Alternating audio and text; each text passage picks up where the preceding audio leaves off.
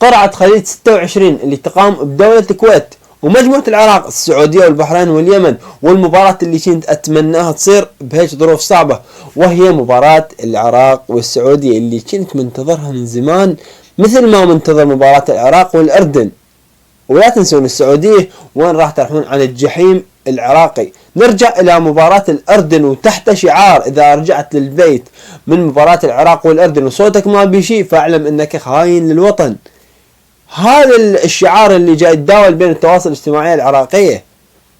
يعني بالنسبة للمنتخب العراقي والمنتخب الأردني راح تكون أصعب مباراة بتصفيات كأس العالم 2027 من بدء التاريخ لحد الآن. مباراة ثار، مباراة الكل منتظرها، الكل مترقبها.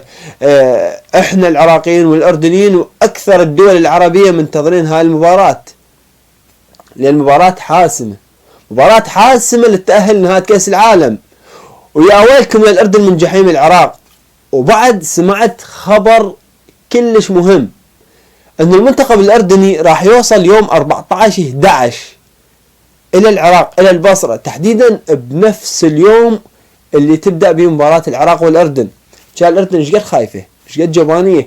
لك عبالكم انتم العراق شعب مو واعي، شعب مو مثقف. بالعكس، انت لا تجي للشعب العراقي راح تلقى الثقافة، راح تلقى أصل الوعي هو بالعراق، يعني أصل الأمان وأصل الثقة.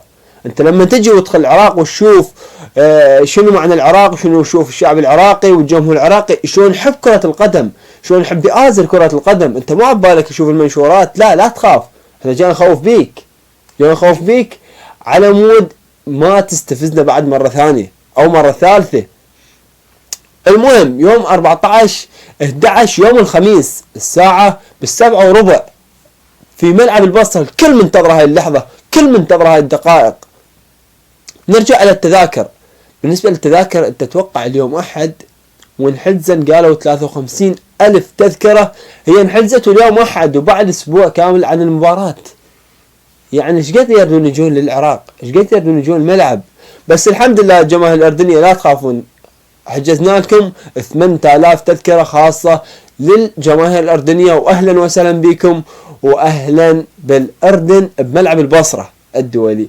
ولا تنسون أتمنى الاشتراك بالقناة وتفعيل الجرس واضغط لايك.